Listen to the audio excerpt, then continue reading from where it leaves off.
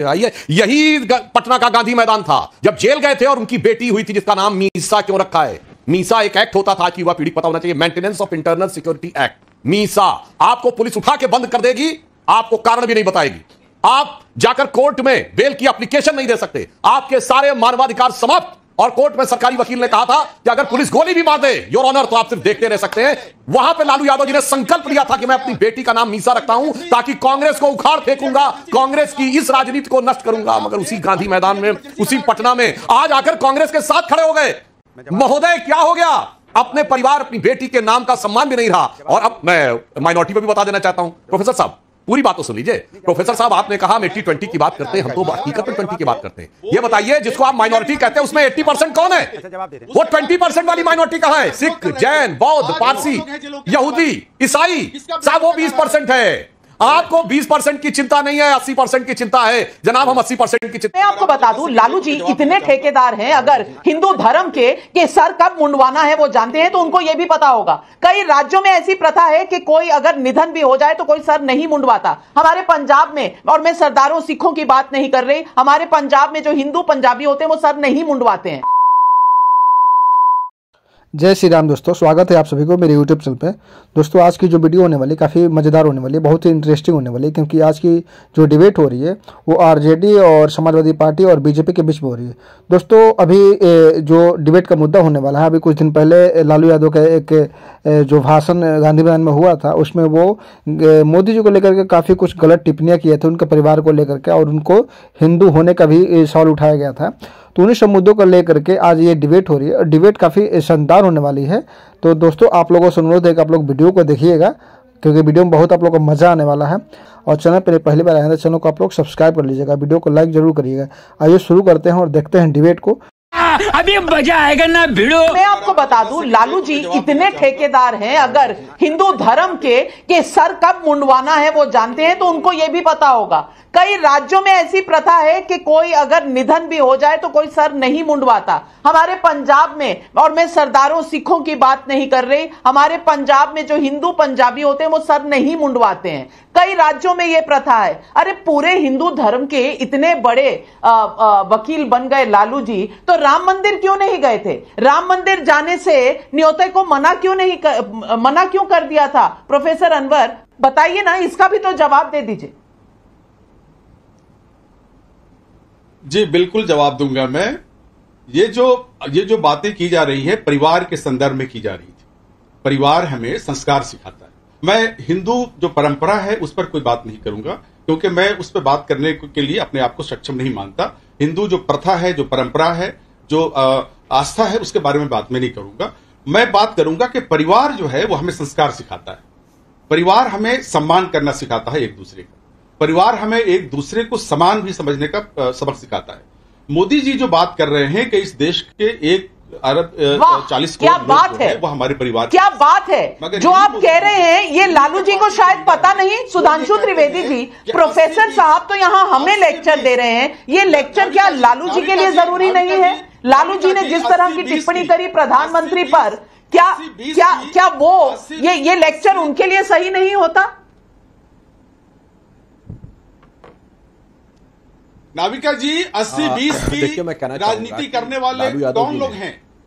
80 कौन है और 20 कौन है? सुधांशु प्रोफेसर साहब आप सुधांशु जी जवाब दे रहे हैं, अब आप सुनने का काम करिए। प्रोफेसर साहब आज मैं प्रोफेसर साहब की दोनों बात का जवाब देता हूं। प्रोफेसर साहब की दोनों बात का जवाब। सुधांशु जी ने कहा था आज भारतीय जनता पार्टी में कितने एमपी हैं जो माइनॉरिटी से आते हैं, कितने एमएलए हैं जो माइनॉरिटी से आते हैं, कितने एमएलए और एमपी को टिकट देती है भारतीय जनता पार्टी जो माइनॉरिटी से आने वाले लोग हैं।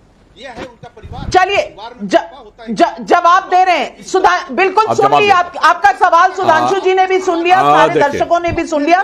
जवाब सुन ले। सुनिए प्रोफेसर साहब पूरा जवाब देते हैं। देखिए लालू जी ने मोदी जी के परिवार के बारे में तो जो आपत्तिजनक, निंदनीय, भर्त्सना योग्य कहा वो तो अलग है। मैं तो कहना चाहूंगा अपने परिवार का भी सम्मान नहीं ध्यान आया। प्रोफेसर साहब ये पटना का वही गांधी मैदान है ना जब जेपी आंदोलन चल रहा था। यही लालू प्रसाद यादव जी है ना, याद है? अब्दुल गफूर उस समय बिहार के मुख्यमंत्री थे और उस समय नारा था कि मुंह में पान, बगल में हाथ में बबुनी, मुंह में पान। अब्दुल गफूर का यही निशान।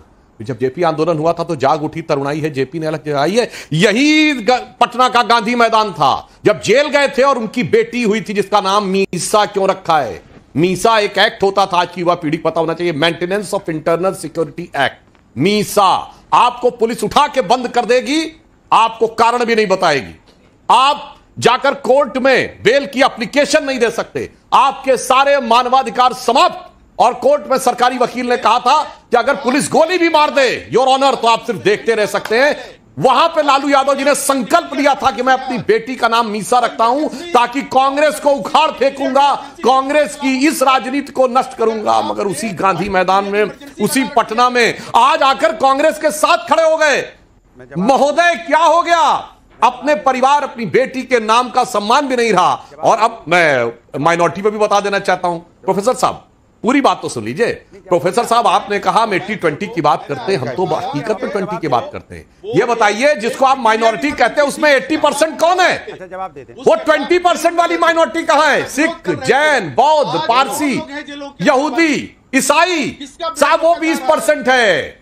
आपको 20% की चिंता नहीं है, 80% की चिंता है। जनाब हम 80% की चिंता करते हैं। प्रोफेसर आप बोल रहे थे, मैंने डिस्टर्ब नहीं किया, आप भी प्रोफेसर हैं, हम लोग यूनिवर्सिटी में रहे हैं तो मेरे विचार से अपने अपने टर्न पे शांति से सुने तो जनता के लिए भी बेहतर होता। अब मैं बताना चाहता हूं, आपने कहा कितने एमएलए बनाए, कितने एमपी बनाए। ऐसा है साहब, एमएलए बनते रहते हैं, एमपी बनते रहते हैं, आते और जाते रहते हैं। हमने वो बनाया डॉक्टर एपीजे अब्दुल कलाम को, भारत का राष्ट्रपति बना, जितना बड़ा साइंसदान। आज के पूरे इस्लामिक जगत तो छोड़िए, पूरे इस्लामिक जगत की पिछले 500-600 साल की हिस्ट्री में नहीं पैदा हुआ। सुनिए, आज के जमाने में मैं चुनौती से कहता हूं, हमारे केरल के राज्यपाल आरिफ मोहम्मद खान साहब से बड़ा आलिम फाजिल मुसलमान अगर आज के भारत में पूरा कोई हो जो इस्लामिक मान्यताओं पर मैं चुनौती देता हूं, बहस कर ले, अरबी फारसी से लेकर सारी चीजों के ऊपर हमने वो दिया है। मगर आपको अच्छा और सच्चा मुसलमान नहीं अच्छा लगता, आपको अपराधी और आतंकवादी अच्छा लगता है। प्रोफेसर साहब एक बात आपसे पूछूं, अच्छा ये बताइए, एक जमाने में मुसलमानों में भी बहुत इंटेलिजेंस होता था, बहुत नॉलेज होती थी, बड़ी बड़ी डिस्कवरी होती थी। उस यूनिवर्सिटी का नाम क्या था बताइए? अच्छा चलिए, आपने किसी सिख को कभी माइनॉरिटी कमीशन का चेयरमैन बनाया है? आपको इस देश का मुसलमान नाम बताइए, नहीं लगता? नाम बताइए किसी सिख को माइनॉरिटी कमीशन का चेयरमैन बनाया है? बने हुए हैं। किसी ईसाई को बनाया है? बोलिए। हमने बनाए थे। किसी जैन को अपनी माइनॉरिटी कमीशन का, माइनॉरिटी सेल का चेयरमैन बनाया है? बताइए। आप जाकर रिकॉर्ड चेक कीजिए। एक ही अच्छा लगता है ना, जो माइनॉरिटी में प्रचंड मेजॉरिटी। प्रोफेसर साहब बेनकाब जब हो जाते हैं तो इतना अलबला जाते हैं कि क्या कहें। लेकिन आज एक और वाकया हुआ, और आकाशदीप मुनि जी, मैं आपसे तहसीन में आ रही हूं आपके पास। आकाशदीप मुनि जी, मैं आपसे पूछना चाहती हूं, प्रधानमंत्री ने 12:30 बजे बोला, आज दोपहर 12:30 बजे बोला मेरा परिवार पूरा भारत, तो एकदम जेरोक्स मशीन में कॉपी होकर 2 बजे अरविंद केजरीवाल जी का स्टेटमेंट आ जाता है। उनका स्टेटमेंट आ जाता है कि दिल्ली मेरा परिवार। अरे भाई, दिल्ली मेरा परिवार तो मोदी को चुनौती क्यों दे रहे हो? इंडिया गठबंधन में चले गए जहां सबको रोज गाली दिया करते थे जब इंडिया अगेंस्ट करप्शन थी और जब आम आदमी पार्टी बनी थी। और सवाल यह भी है कि यह चुनाव मोदी बनाम कितने परिवार, लालू यादव परिवार, मुलायम यादव परिवार, करुणानिधि परिवार, वहां केटीआर परिवार हो रहा है, इधर गांधी परिवार ही परिवार हैं। और ये सारे परिवार, एक पिता हटता है तो बेटा बन जाता है, मां हटती है तो बेटा बन जाता है, ये सब कुछ परिवार के बीच में रहता है। आकाशदीप मुनि जी, अब आप भी आम आदमी यही आकर बैठ गई है। देखिए नाविका जी, मोदी जी जब कहते हैं कि पूरा 140 करोड़ भारतीय उनके परिवार हैं, उनके कथनी और करनी में बहुत अंतर दिखता है। वो ऐसे दिखता है कि वो 140 करोड़ में वो 2 करोड़ दिल्ली वासी क्यों नहीं होते? क्यों वो दिसंबर में 2022 में दिल्ली वासियों का मेडिसिन, दवाई रोक देते हैं? क्यों वो दिल्ली वासियों का टेस्ट रोक देते हैं 3-3 महीने, 4-4 महीने के लिए? क्यों वो बुजुर्ग का पेंशन रोक देते हैं 5 महीने के लिए दिल्ली में? कैसे वो जिएंगे? आप सोचिए, एक योजना चलाई गई थी जिससे कि लोग 2300 लोगों का जान बची थी उससे, उनका वो योजना उन्होंने रोक दिया। ये चीज सिर्फ दिल्ली में नहीं करते, पूरे देश भर में करते हैं। आप सोचिए, मैं सुधांशु जी बता रहे थे कि वो शिक्षा जगत से जुड़े हुए हैं, हम विश्व गुरु बनना चाहते हैं, बहुत अच्छा, पर फिर यूजीसी को इस बार 60% कम बजट में क्यों मिला? क्यों? उसकी वजह से जो सरकारी संस्थानें हैं उनको सेल्फ स्पॉन्सर्ड प्रोग्राम। आकाशदीप मुनि जी, आपने दवाइयों की बात कही, तो हर्षवर्धन त्रिपाठी जी, दवाइयों में कितना बड़ा स्कैम हुआ और कितनी इन्वेस्टिगेशन चली शायद आकाशदीप मुनि जी को पता नहीं, लेकिन दोस्तों आई होप कि आप लोगों ने वीडियो को अंत तक देखा होगा। दोस्तों आप लोग कमेंट करके बताइए कि आपको ये डिबेट कैसा लगा, और मेरे चैनल पहली बार आए हैं तो अपने चैनल को सब्सक्राइब कर लीजिए प्लीज़। बहुत सारे दोस्त हमारे जो हमारे मित्र हैं वो वीडियो को तो देख लेते हैं लेकिन वीडियो को चैनल को सब्सक्राइब नहीं करते हैं, तो प्लीज़ भाई आप लोग सपोर्ट करो और वीडियो को लाइक ज़रूर करो।